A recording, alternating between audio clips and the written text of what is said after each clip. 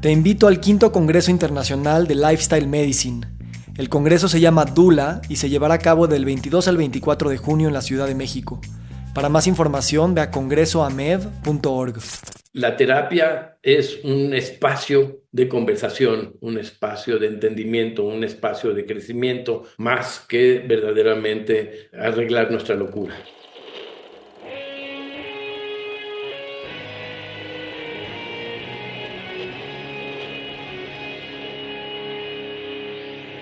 Bienvenidos a Volver al Futuro Podcast, donde platicamos con las mentes que nos impulsan a crear el nuevo paradigma de salud y bienestar, conducido por Víctor Sadia.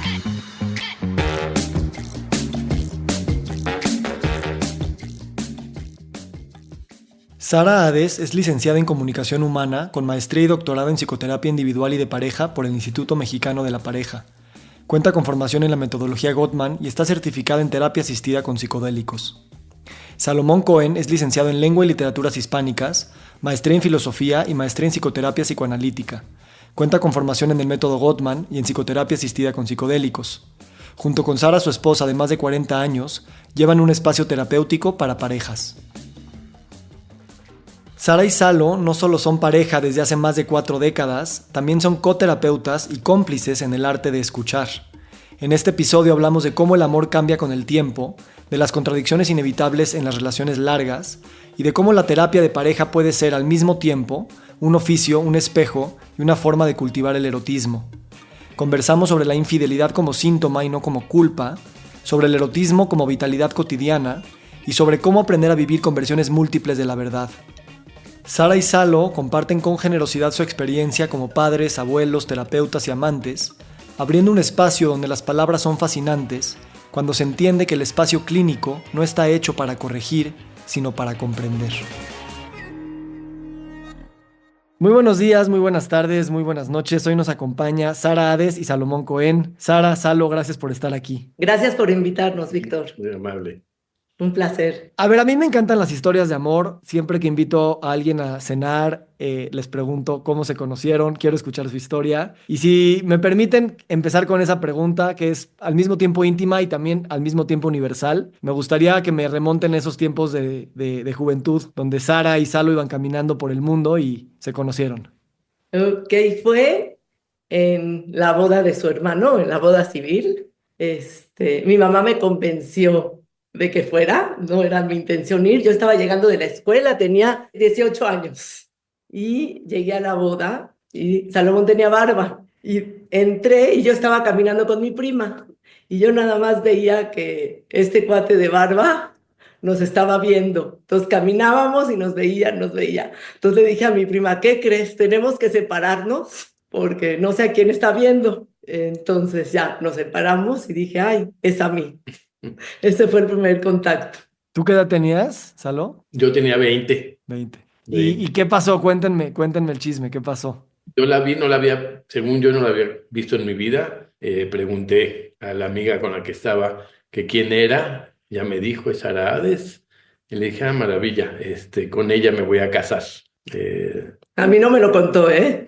No, O sea, ¿no habías hablado con ella y le dijiste eso? sí, no, la estaba apenas viendo llegar y ya en ese momento supe. Es un poco trampa, ¿no? Me imagino que ustedes también como terapeutas de pareja le dicen a las parejas, no todas las historias son como en las películas, no es amor a primera vista, ¿no? Y en su caso sí. No, de repente nos encontramos con historias muy interesantes porque muchas veces, y es muchas veces, sucede que ni siquiera se caían bien. O sea, se conocieron en una fiesta y dicen, pues ni siquiera se me hizo un pesado o se me hizo muy sangrona. Y resulta que después estamos hablando de un matrimonio 15 años después. Entonces, Donde luego se vuelven a caer gordos. sí, por supuesto. Eso no se lo ahorra a uno nunca. ¿Y cuánto tiempo pasó de que formalizaron más la relación? Pues fue poquito tiempo, nos vimos unas veces y después nos dejamos de ver casi un año y volvimos otra vez después de un año, ya de ahí 2 y medio de novios y nos casamos. Ambos estudiaron psicología, ¿verdad? En esa época no. No, ok, a ver. Estaba saliendo de prepa y estudié educación especial. Sí, yo en ese momento Me había salido de un semestre y medio de ingeniería y estaba estudiando lengua y literatura hispánicas en la UNAM, todavía lejos de la psicología. Y, o sea, entonces se casaron todavía sin tener esa parte, o sea, ¿a qué edad se casaron? Yo 20, el 24. Sí, todavía, no, mucho tiempo después. Bueno, Sara no, Sara empezó su carrera de educación especial. Sí, y un tiempo después estaba trabajando en terapias de aprendizaje de lenguaje con niños y después de un rato me entró la inquietud de que me llamaban mucho la atención los papás de los niños y sus historias. Entonces se me antojó dar el giro hacia la parte adulta. Entonces hice la maestría y el doctorado en el Instituto Mexicano de la Pareja y bueno, de ahí empezó este camino con la psicología. Yo todavía terminé lengua y literatura hispánicas y de ahí hice una maestría en filosofía en la Ibero, y después de ahí empecé a estudiar desarrollo humano en la Ibero también y no me convenció, y de ahí me pasé a hacer la maestría de psicoterapia psicoanalítica, Wow. parte Ok, del aquí doctor. hay mucha carne de dónde cortar. Y en el Inter nos fuimos Sí. un año sabático a Israel, que eso fue una unión familiar padrísima. Wow, ok, ok. Ok, a ver, primero se me hace hiper interesante, Sara, que o sea, empezamos a ver a los niños, ¿no? Mi papá es dentista de niños Ujú. y, y siempre es como, no, pues es el niño no se lava los dientes, o el niño no sé qué, el niño no sé qué, o haciendo otras profesiones. Y dices, a ver, en las escuelas es muy claro, ¿no? No es que hay que apoyar a los niños, hay que apoyar a los niños de distintas maneras, cuando realmente lo que hay que hacer es enfocarnos en los papás, ¿no? Entonces, se me hace muy interesante que hayas hecho tú ese cambio eh, y hayas dicho, pues me voy a ir a la base del problema, por así decirlo, ¿no? Ujú. Sí, porque era muy frustrante estar trabajando con el niño en el autoestima y en que pronuncie y saliendo la mamá, eres un tonto. Algo tan básico, 100%. Y en tu caso, Salo, y también contigo, Sara, y es esta idea de cómo, o sea, a veces en las ciencias de la salud, como que luego de la universidad, o sea, de la escuela nos vamos a la universidad, psicología, medicina, lo que sea, y no hay ingeniería, no hay mucho menos filosofía, letras, y cómo también para el profesional de la salud, qué importante también tener una base de algo que no necesariamente es una profesión de la salud. ¿Cómo fue para eso para ustedes en ese proceso de ir entrando a, pues sí, terapia, pero más adelante con otras carreras antes? Sí, para mí fue una travesía porque la APM no aceptaba a nadie que no fuera psicólogo. Fue afortunadamente en el Instituto Eleya, que eran mucho más abiertos, que me dijo el director Norberto Bleichmann, ¿cuál es tu background? Cuando le dije literatura y filosofía, me dijo, qué maravilla, qué mejor que entrar a la psicología desde el conocimiento de las letras y la filosofía, un gran conocimiento de la humanidad para poder llegar a lo psicológico. Entonces, bueno, fue la fortuna de tener una gente abierta que valoraba este conocimiento en vez de una ortodoxia que decía, si no eres psicólogo no puedes dar terapia. Eso creo que ojalá pueda ser en más carreras y en más profesiones, ¿no? El tener una formación transversal, transdisciplinaria, en vez de la hiperespecialización, que también es muy importante y necesaria, pero a veces tal vez demasiado, y más cuando yo creo que hablamos de psicología, de valores, de experiencias de vida, donde no hay manera de que una misma disciplina pueda, pues, entender esa parte como más existencial por un lado y pues que hay muchas maneras de observar la realidad, ¿no? ¿Cómo esto te ha ayudado a ti, Salo, y cómo te veías a ti en comparación con tus compañeros en la maestría que sí venían del background de psicología? ¿Qué diferencias notabas desde que estudiabas esto con otro background? La verdad es que yo nunca lo vi como un hándicap. Al contrario, siento que sin duda, y hoy lo veo en el consultorio mucho, que la literatura y especialmente la filosofía nos han dado realmente una tierra muy fértil para la terapia, porque lo que está sucediendo en la interacción con los pacientes, ya sea pareja o individual, pues está referido al ser humano, está referido a la mente, a la existencia, y entonces cuando tienes otras áreas que pueden complementar, ayuda muchísimo tanto a la interpretación como a las herramientas de apoyo para entender Y lo una que está visión mucho pasando. más amplia. Claro. ¿Y qué tanto navegando la pareja en los primeros años, me imagino también empezaron a llegar los hijos, influyó también en su decisión personal de enfocarse en temas de terapia? ¿Qué tanto su vida personal les mostró que también había ahí una cosa importante? Pues con los niños no te dejas de asombrar. Y ahorita tú que eres papá lo puedes ver. Y a mí me daba mucha curiosidad cómo se iban formando, cómo funcionaba su mente. Y eso me daba mucha curiosidad lo viví, la bendición de vivirlo en primera mano con tus hijos. Y eso me dio como más ganas de ir por allá. Yo tuve que ser productivo esos años y tuve que trabajar mucho. Yo, de hecho, me perdí a mis hijos en una buena etapa de su vida por estar en la oficina, en la fábrica. Entonces, bueno, no, todavía ahí no llegaba esta intuición, aunque ya la literatura era un apoyo y la filosofía también, de realmente yo estaba ocupado produciendo, y entonces fue hasta ya muy tardío la época del trabajo que yo pude visualizarme en esta área, y afortunadamente con la maestría y parte del doctorado fue como un gran impulso que ellos te dan y que dicen, pues mira, tienes historia de vida, tienes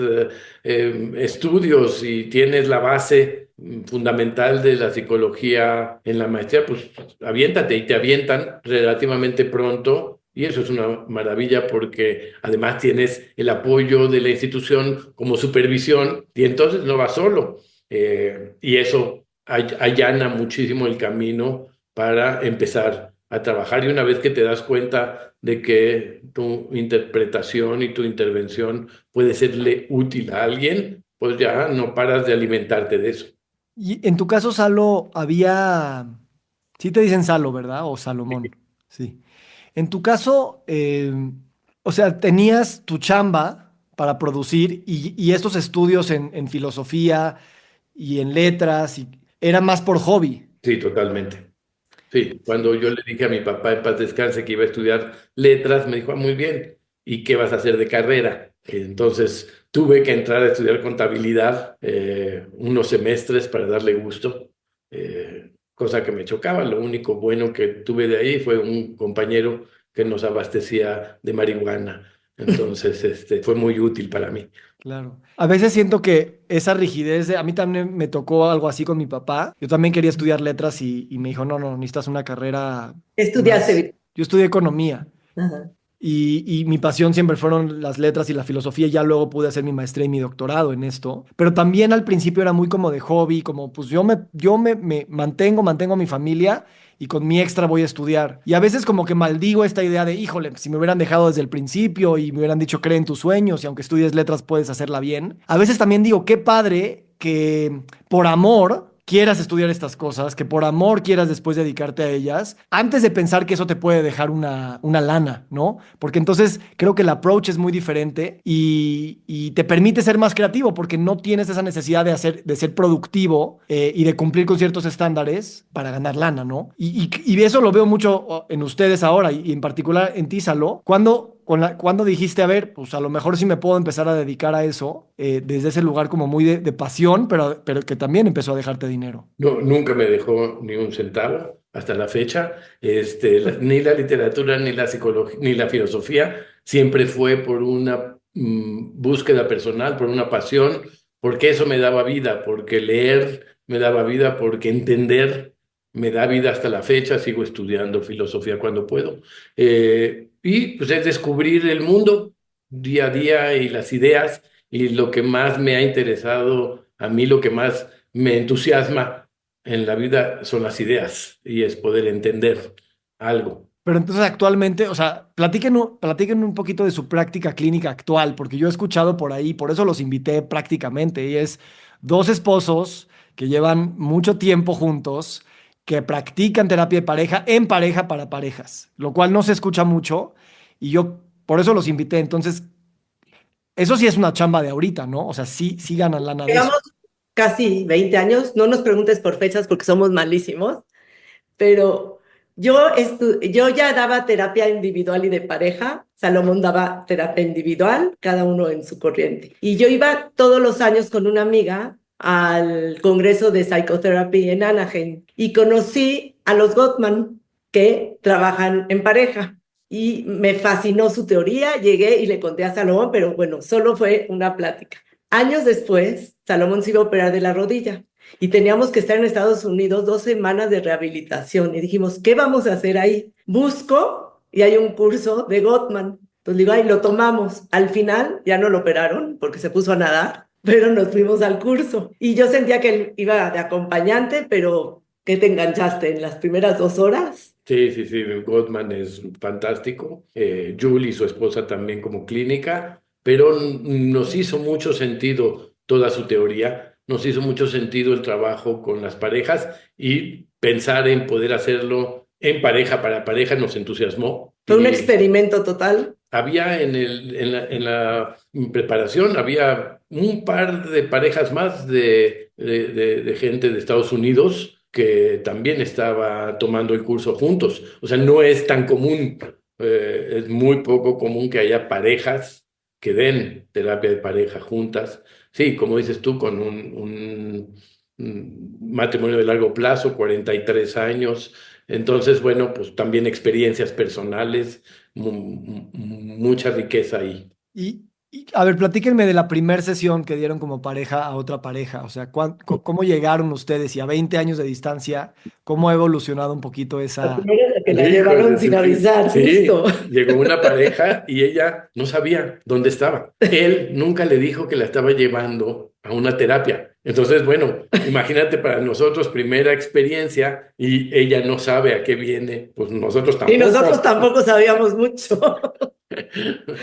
Entonces fue una sesión muy poco típica porque tuvimos que explicarle a ella que estaba ahí y más bien le estábamos explicando algo que no sabíamos. Sabíamos la técnica, pero la clínica ahí empezaba. Está increíble eso. Y digo, esto lleva 20 años, ¿verdad? Más o menos. Más o Más o menos. menos. Ajá, o sea, digo, sin importar las fechas, pero mitad de su vida de pareja es sin dar terapia juntos y mitad es dando, ¿no? ¿Ven ahí un punto de inflexión también en su vida de pareja al empezar a experimentarse como coterapeutas en ese espacio?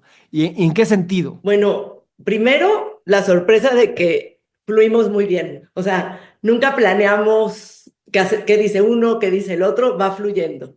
Y segundo, es la oportunidad de podernos admirar todo el tiempo desde otro lugar. Y siento que eso nos ha enriquecido. Y también nos vemos en cada pareja, porque pues hemos pasado de todo como todos. O sea, dar terapia de pareja es buena terapia de pareja. Exactamente. Sí, y cualquier terapia, mi analista decía, es la mejor profesión del mundo porque mientras estamos trabajando con el otro, estamos trabajando con nosotros mismos. Y entonces, pues lo mismo nos pasa. Cuando nosotros le damos un consejo o una opinión a una pareja, de repente decimos, claro, eso hace sentido. ¿Por qué no lo estamos haciendo nosotros, no? Y entonces, pues estamos espejeándonos todo el tiempo en los otros y eso pues nos ayuda a... También nuestra experiencia nos ayuda a decirles a los otros, sí, así sucede con esto.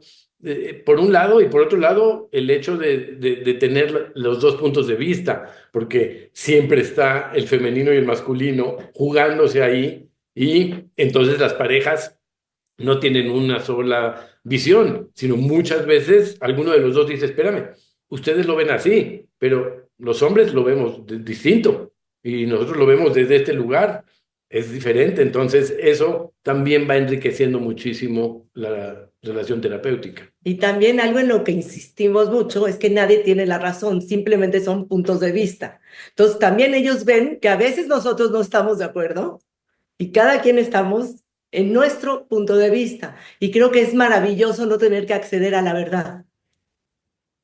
A ver, hablemos de eso, porque creo que, claro, algo de lo que nos enferma es pensar que hay una verdad, que hay una versión. ¿Cómo ustedes han ido permitiendo que no tenemos que acceder a la verdad y cuánto eso puede liberar a sus pacientes? ¿Cómo lo manejan eso?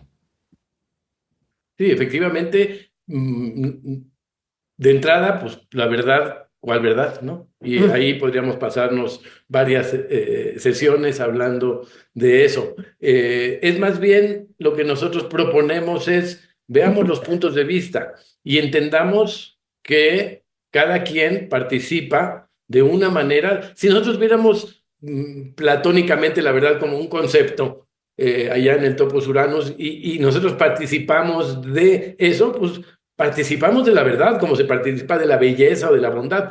No la votamos. Entonces nadie tiene la capacidad de tener la verdad como tal. Unos participan un poco más y unos un poco menos. Quizás nuestro gobierno participa menos de la verdad, pero nosotros ahí participamos más porque son visiones y puntos de vista, y entonces decimos, pues los dos tienen razón. Un poco como la historia esa del rabino que trataba parejas y estaba su ayudante, y entonces venía la señora y decía, esta es mi historia, y le decía, tiene usted razón. Y venía el señor después y daba su historia y le decía, tiene usted razón. Y entonces el alumno le decía, pero rabino, ¿por qué le dice a uno que tiene razón y al otro también? Dice, tú también tienes la razón. Entonces, así es. Sí. Eso creo que es algo a ver, tú mencionaste las ideas platónicas y justo ustedes se especializan en temas de infidelidad, erotismo, terapia de parejas, personas que están en procesos de divorcio y cosas así. Y justo las versiones platónicas son las primeras bueno, no sé si las primeras, pero hay que verlas luego, luego, porque nada más por estar obedeciendo una idea platónica y cómo se debe de hacer algo en términos de erotismo o de cómo llevar una infidelidad o una pareja, lo que sea, ya estamos a cierta distancia. No es muy obvio eso cuando uno está herido, no es muy obvio cuando ve que el problema es la persona que tiene enfrente y dice, no, no, es que su versión platónica es muy diferente a la mía, porque la de ella es platónica y la mía es verdad, ¿no? Entonces, ahí como ustedes, y ahí me encantaría que se metan al detalle, o sea, cómo ustedes eh, trabajan para que las emociones estén cuidadas mientras vamos abriendo esta idea de, pues sí, hay muchas versiones y muchas verdades. Nosotros tratamos, no sé si te estoy contestando, de que la sesión sea con una comunicación generativa. Queremos, si tú te sientes después de la sesión peor que antes, esa plática no fue generativa. Nada más estuviste dándole vueltas y no llegamos a comprender cómo es ese mundo del otro. Sí, efectivamente, nosotros no promovemos la discusión, ni el conflicto, ni la resolución del conflicto. Nosotros generamos espacios de entendimiento donde uno puede escuchar al otro, y muchas veces no hay respuestas. O sea, es simplemente estás aquí para poder escuchar a tu pareja y entender lo que está diciendo. Y hay un poco este sistema del ímago y el espejeo, donde obligamos a la gente a decir, ¿y qué te dijo?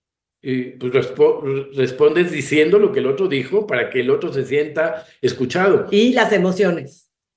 No hay respuestas, no hay soluciones. Lo que generamos es una dinámica de entendimiento, y eso sirve muchísimo más que terminar viendo quién tiene la razón. Como dicen los expertos, ¿prefieres tener la razón o tener una relación? Sí, ¿sabes? Me hacen pensar en Esther Perel y cómo ella ha publicado muchas conversaciones con terapia de pareja, que por un lado me encantaría su opinión respecto a ese formato que a mí se me hace increíble y el abrir la puerta del lugar terapéutico a otras personas de afuera normalmente es no, no, la privacidad y no sé qué, pero al revés, yo creo que eso es muy generativo, pero me gustaría su opinión. Y dos, es justo esto, o sea, es como el espacio terapéutico me encanta cómo lo definen, o sea, es un espacio para podernos escuchar, ¿no? Ujú. Y así como tú lo pones en este espacio para que se escuchen, también cuando escuchas un podcast de otra pareja hablándose, es otra manera en la que tú estás escuchando a tu pareja, ¿no? Ujú. Y pensamos que nos estamos escuchando porque vivimos 24 horas pegados y ahí tal vez la proximidad a veces es más distancia. Así es. Ujú. Exacto, es como si te acercas a 3 centímetros de un cuadro. ¿Lo puedes ver? Pues no, no lo puedes ver. Y así estamos. Muchas veces estamos en esta proximidad tan cercana que no podemos ver, ni oír, ni entender. Entonces, sí, el espacio terapéutico que nosotros promovemos tiene muchos componentes de esta separación, digamos, para poder ver. Y efectivamente, Perel ha sido una de nuestras guías. Hemos tomado muchos cursos con ella, tenemos leída toda su obra, la conocemos personalmente y nos ha sido de mucha riqueza. Perel tiene grandiosas aportaciones que nos han sido muy útiles, son efectivas. Y sirven mucho. Y a mí me parece muy valiente y generosa en que haya hecho ese tipo de podcast, porque tanto como terapeutas como del otro lado, son ejemplos maravillosos. ¿Qué tanto creerían que sus pacientes, o al menos aquí en la cultura mexicana, estaríamos dispuestos a que se graben nuestras sesiones y a publicarlas? Tal vez cambiando los nombres y otra cosa, pero ¿qué pasaría, qué pasa con los mexicanos en ese lugar? ¿Qué pasaría si se los proponen a sus pacientes? ¿Qué dirían? ¿Quieres ser el primero? Yo le entro, yo le entro. De hecho, en uno de los programas que nosotros hacemos de parejas, que tiene que ver con temas de sanación como financiera, pero pues por lo mismo es holística, mi propuesta para los que íbamos a promover el curso era hacer esto de manera pública con nuestras parejas, ¿no? Y hubo mucha resistencia, ¿no? Mismo para los que estábamos promoviendo estos talleres, y entiendo por qué. Ahora, el beneficio creo que nadie se lo imagina hasta que lo hace, cuando dices, híjole, lo voy a probar, ¿no? Entonces, ¿ustedes qué pensarían que sus pacientes dirían y cómo nos convencerían de que sí? Digo, no digo que lo hagan, pero jugar en eso creo que también nos da buenos insights. Yo veo difícil por la cultura, porque es un tema cultural, es un tema de la terapia. De por sí tenemos una lucha tremenda con la preconcepción de la terapia, ¿no? ¿Por qué voy a ir a terapia si no estoy loco? Entonces, eso ha hecho muchísimo daño, porque la gente no va a ayudarse, no va a conocerse, no va a hacer ninguna autorreflexión. ¿Por qué? Pues porque no estoy loco. Entonces ya hay de entrada una preconcepción que no ayuda mucho. Y luego, pues sí, todo esto de que la terapia es privado, es más, no nos gusta decir vamos a terapia. A la mayoría de la gente le choca que sepan. Nos ha pasado que en algún momento tienen que contestarle a los hijos y le dicen, estoy en una clase. Entonces, creo que culturalmente no ayuda mucho. Probablemente técnicamente sería muy útil, pero también yo pienso una cosa, hay tanta originalidad, digamos, en la terapia, que ninguna es replicable. Yo creo que es cada momento, cada palabra, cada gesto, cada instante que hace un cambio radical que no podríamos, es como las estadísticas. Tenía un maestro que decía, la estadística no sirve para nada, porque yo te digo, un niño se ahogó en un lago que tenía 50 centímetros promedio. ¿De qué te sirvió la estadística? De nada. Entonces nosotros utilizamos a veces, muy pocas veces, estadísticas realmente que son algo referenciales, pero si somos realistas, no, ni la estadística sirve, ni me sirve esta experiencia vicaria donde yo no lo estoy viviendo como tal. Sí, sí, en México hay mucho tabú de estos temas de terapia y al mismo tiempo hablando de ideas platónicas y hablando de cómo la idea de que hay un camino perfecto o una verdad es parte de la enfermedad, ¿no? El pensar que así es. Y por eso, o sea, mismo cuando ahorita si quieren podemos hablar de erotismo o de infidelidad, también están esas ideas platónicas de que se tienen que vivir de cierta manera y o sea, lo que quiero, a ver si me sale esta idea, es no queremos, o sea, decir que la terapia es tabú y romper ese tabú para que volver los temas que se trabajan en terapia como erotismo o infidelidad también se vuelvan como muy, no voy a decir tabú, pero también muy cerrados, como esta es la única forma, ¿no? Entonces, yo sí creo que siempre hay un balance y ahora en el mundo de las redes sociales donde literalmente la gente se filma en el baño, en la calle, con los hijos, o sea, ya hay una invasión de la privacidad brutal, que por un lado es bueno porque sí te da una apertura a las puertas cerradas, por otro lado ya también se vuelve ya contraproducente. Pero sí siento que cuando hablemos de que hay muchas maneras de amar, muchas maneras de ser eróticos, muchas maneras de vivir una infidelidad, nada más por abrir esas opciones culturalmente, creo que la enfermedad va a llegar, pero a lo mejor llega desde un lugar de, bueno, así fue la mía, no fue la única, no estoy encerrado en esa casita, ¿no? ¿Cómo ustedes han entrado a estos temas de erotismo y de infidelidad? Partiendo de esta idea de que la cultura ya trae una versión bastante como muy específica o muy, bueno, muy específica que nos enferma a todos, como esta idea específica de que la terapia pues no está muy bien o algo tienes tú raro, ¿no? Si lo separáramos un poco, creo que el tema de la infidelidad en alguna época, porque son como oleadas que de repente llegan con temas muy similares, nos hemos dado cuenta que realmente, y con la ayuda sin duda de Esther Perel y toda su filosofía, que la infidelidad no acaba siendo el problema. Y además, cómo definir la infidelidad. Y para nosotros es muy claro que hay infidelidades mucho más allá de lo que nosotros consideramos esta promiscuidad sexual. No, infidelidad es no tomar en cuenta al otro, es no decirle que estoy en problemas económicos, es Violencia. violencia, es desapego, es separación emocional. Hay muchísimas infidelidades. Entonces, creo que está como muy satanizado el tema de la Y infidelidad. ahí creo, perdón, Sí, que la cultura no hace mucho bien. Me refiero que la persona que sufrió la infidelidad va a contárselo a sus amigas. Y las amigas, déjalo, yo no me dejaría, no seas tonta. Entonces, se lo dirán con mucho amor, pero contaminan muchísimo a esa persona. Entonces, nosotros somos muy claros de decir, ellos te están aconsejando desde su historia, desde su visión, pero están en su casa. Me encanta Tienen que esto. tener un proceso. Ajá. Me encanta esto. Y a mí, el libro de Esther Perel, su segundo libro, el de The State of Affairs, justo lo que me encanta de eso es como, con casos reales, mostrar cómo los matices de grises de la infidelidad son enormes y es mucho más complejo que la versión hollywoodense de me engañó con una persona y entonces es la peor persona del mundo, ¿no? Y eso creo que para todo en la vida es necesario, ¿no? Todo es una escala de grises, pero en la infidelidad que, pues no tanto. Y ahora pregunto del erotismo, porque también está, yo en mi versión cultural, bueno, al menos la que yo heredé es como algo como muy sexual nada más, ¿no? Como un tema casi nada más de relaciones sexuales y tal vez, pues no sé, sexo oral o bueno, o sea, pero el erotismo tiene una gama también amplísima, desde lo sexual hasta simplemente lo sensorial, que se vive tal vez desde el autoerotismo, ¿no? De cómo te vives tú en tu cuerpo y tu relación con el ambiente, las personas, no nada más sexualmente. ¿Cómo ustedes también han complejizado esa versión que la cultura nos hereda muy unidireccional? ¿Ya tú?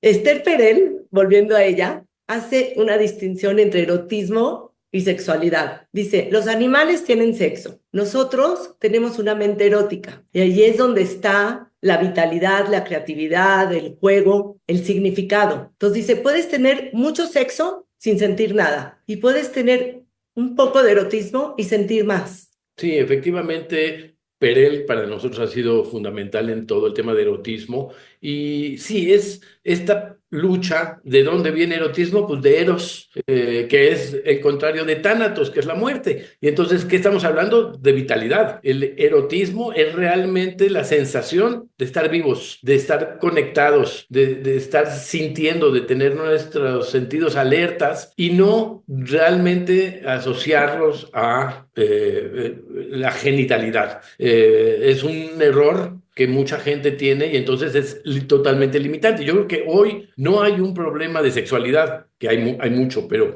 es más bien un problema de la dinámica erótica, de la dimensión erótica de la pareja, que está perdida completamente. Porque Perel dice, el orgasmo, el erotismo empieza al final del último orgasmo, no 10 minutos antes. Entonces, es un trabajo constante. El erotismo es una chambota que tiene que generarse en un espacio, en una dimensión muy distinta a la genitalidad. Gracias. ¿Qué tanto, digo, ¿no? Su opinión es de sus colegas los psicoterapeutas y tal vez otros profesionales de la salud que tienen estas concepciones más complejas, más de espectros respecto de estos temas de infidelidad y erotismo, que son causas de problemas mentales y de salud? ¿O qué tanto también el profesional promedio tampoco entiende eso como un espectro y se vuelve también una fuerza juzgadora y casi, casi como divisoria en esa complejidad que hay en las concepciones de sus pacientes?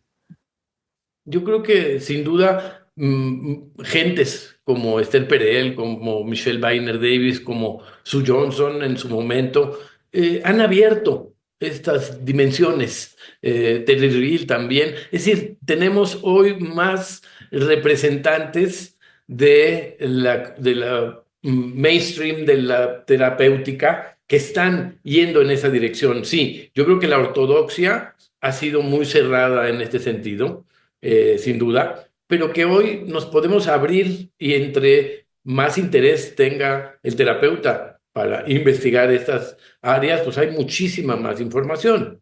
Y en los congresos, en los cursos que damos, cada vez vemos más colegas. Entonces, yo sí creo que es un cambio que se está dando.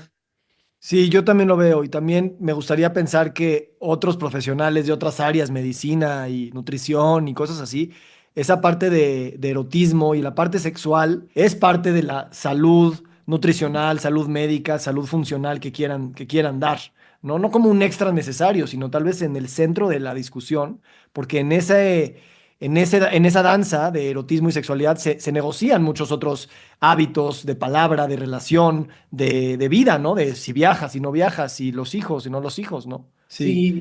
Sí, sí, realmente la mayor parte de la gente le cuesta mucho trabajo entender la diferencia entre erotismo y sexualidad, como que van muy pegadas y entonces de acuerdo a tu historia sexual, pues es tu historia erótica, pero no es cierto, son dos caminos totalmente distintos. De hecho, Perel habla mucho de eso, que está basado en ¿Nagoske? no, en un terapeuta americano de la corte intersubjetiva, que ahorita se me fue el nombre, que hablaba sobre la diferencia entre los caminos del amor y de la pasión. Y él decía, el amor, Stephen Mitchell, y Ya. Stephen Mitchell tiene un libro que se llama Can Love Last? ¿Puede durar el amor? Donde dice, el amor es lo aburrido, es lo conocido, es lo rutinario, es lo que pasa todos los días. Eso es lo que nos da seguridad, que es lo que habla Perel.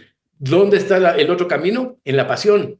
Y la pasión es lo desconocido, lo novedoso, lo aventurero, lo impredecible. Esa es el otro camino. ¿Qué pasa? Pues nosotros tenemos que caminar por los dos, pero dice Mitchell, pero son caminos paralelos. ¿Qué tenemos que hacer? Tenemos que vivir la pasión y traerla al amor. Que No es un estar. caso, que es una situación donde hay que ser muy conscientes, porque no se va a dar natural. Hay que romper rutinas, hay Ajá. que echarle Ajá, ganas. eso es lo que quería llegar, ¿no? Porque por un lado creo que mapeamos muy bien la necesidad de lo novedoso, lo espontáneo, lo aventurero, tal vez hasta lo riesgoso, pero ninguna pareja y a ninguna persona nos gusta mapear lo que tiene que ser espontáneo y lo que tiene que ser, pues, diferente, riesgoso y sin mapa, ¿no? Entonces ahí hay una paradoja rara de que te quieres abrir a eso, pero no lo quieres mapear lo suficiente porque entonces parece una coreografía, ¿no?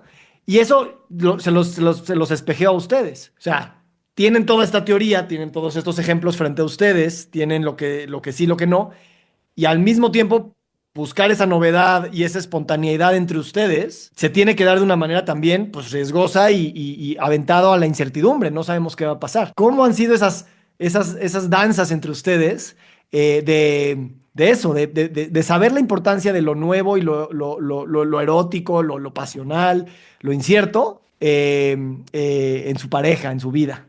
Creo que la verdad es que nosotros hemos tenido esta claridad desde hace mucho tiempo porque afortunadamente pues conocimos hace rato a Perel y a muchos otros terapeutas que hablan de este tema. El asunto es lo que estamos viendo ahí afuera, lo que estamos viendo en la realidad del consultorio. Esta crisis de erotismo, de hecho tenemos te hago el anuncio el día 31 de mayo y 1 de junio, un retiro sobre erotismo y sexualidad sagrada, donde nos acompaña también Jerónimo García, que es el maestro Tao de la sexualidad sagrada taoísta, y donde vamos a desarrollar en un lugar mágico ahí adelante de Cuernavaca todo el trabajo alrededor de qué es un ser erótico y cómo podemos nosotros interactuar eróticamente con nuestra pareja y también aprender que esto no viene de Perel, esto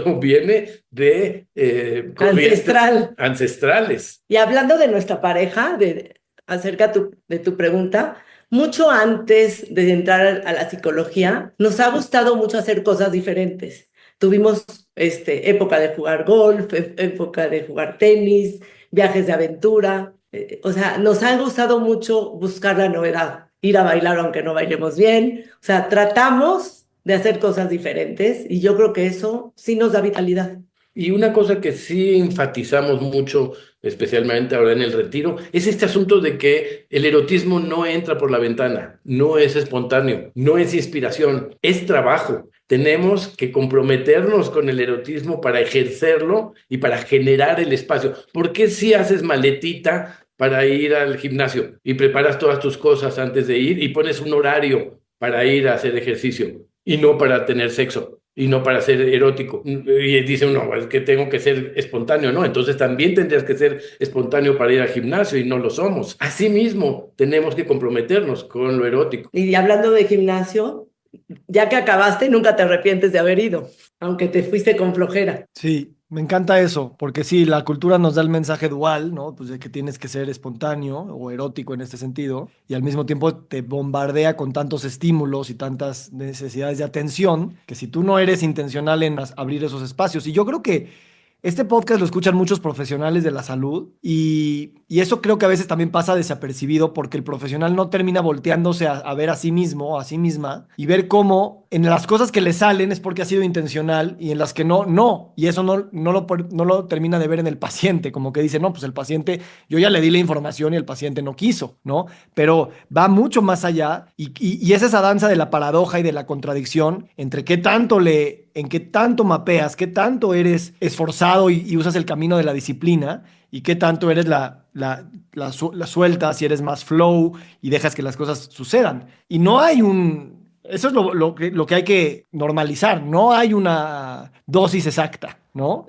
Es un arte al final. Es un arte cambiante y evolutivo que también eso siento que la medicina en particular a veces ha quitado la idea de, no, pues es que es la fórmula, esta es la metodología, esta es la dosis. Y aquí la dosis es el veneno muchas veces, ¿no?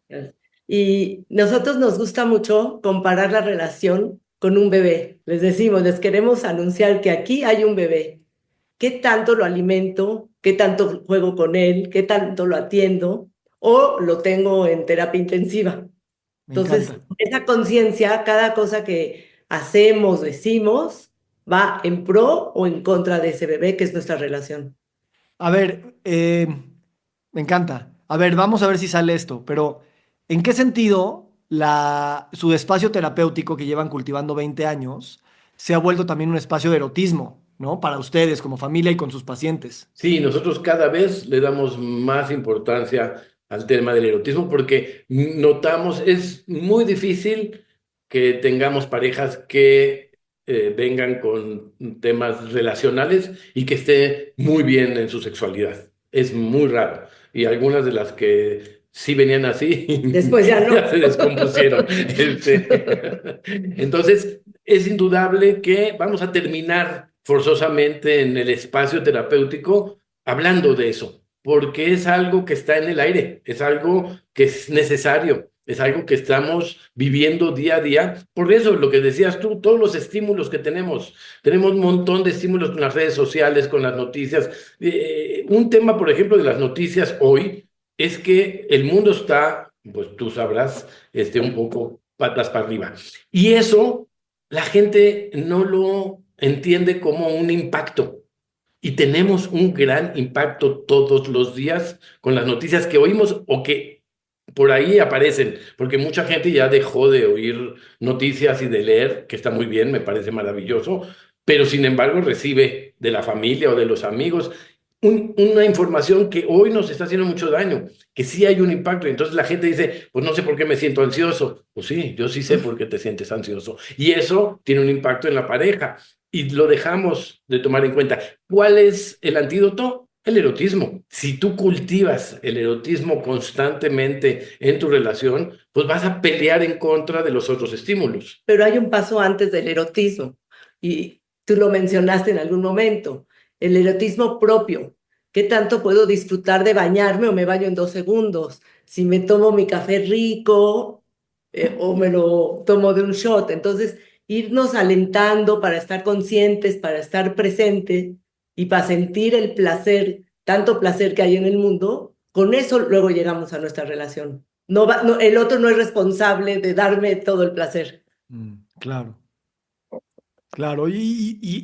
Claro, no nomás no es responsable, sino aunque lo esté dando, si yo no desarrollé la capacidad de sentirlo y de apreciarlo, pues me lo pueden dar, pero yo estoy bloqueado.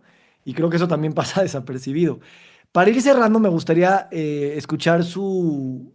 Ahorita ustedes ya son abuelos y bueno, creo que es muy claro que tienen mucha presencia de la complejidad de ser padres, pero ¿cómo ahora es ser abuelos y cuáles son esas versiones más pues complejas de espectro de grises, de verse ustedes también como figuras paternas de sus nietas y al mismo tiempo no ser pues la principal figura paterna y materna, ¿no? Pues es una empresa que ha sido la más satisfactoria de nuestra vida, sin duda ha sido nuestra pasión de los últimos años. Es un momento distinto. Yo me perdí toda esa época porque estaba trabajando y Sara, pues de alguna manera tenía que lidiar con uno, con dos y después con tres y pues no era tan fácil. Hoy nosotros tenemos la bendición de acceder a esta parte más maravillosa de la relación. Donde sus papás los educan y nosotros los gozamos. Sí, y eso te pone en otro lugar completamente, te permite dimensionar tu capacidad amorosa desde un lugar donde no estás presionado a hacer cosas o a ser proveedor o a ser educadora. Estás de este lado desde más lúdico, desde más libre, donde puedes tener un disfrute completo y bueno, pues cuando hacen mucho berrinche, pues se van con sus papás. Y eso también es erótico, ese placer que uno siente. Ujú. Y es lo que decíamos justo con las carreras que ejercemos por placer, ¿no? ¿Mm? Que es más lúdico, que no tenemos la presión de que nos paguen por ello o cumplir algún estándar de desempeño. Y es como en ese juego, ¿no? Como tratar tu trabajo, tratar tu paternidad, tratar tus estudios, tratar todo lúdicamente y también seriamente. O sea, es ese juego padrísimo que a veces como que se nos olvida. Y creo que el dinero en ese sentido no está bien significado, ¿no? Y me imagino también es un tema que aparece mucho, también está en el aire de siempre en su espacio. Sí, claro. Pues muy bien, no sé si quisieran cerrar con algo esta hermosa conversación. Pues un placer haber platicado esto contigo. Siento que sacamos unas muy buenas partes de nosotros y de nuestra práctica terapéutica y entender que la terapia es un espacio de conversación, un espacio de entendimiento, un espacio de crecimiento, más que verdaderamente arreglar nuestra locura. Y tú, Víctor, te agradezco, te agradecemos mucho. Nos hiciste sentir en casa, Mm. nos hiciste preguntas personales donde nos mostramos de diferente manera. Y lo Gracias. disfrutamos. Sí. Igualmente, gracias. Les deseo que sigan confiando, tomando riesgos.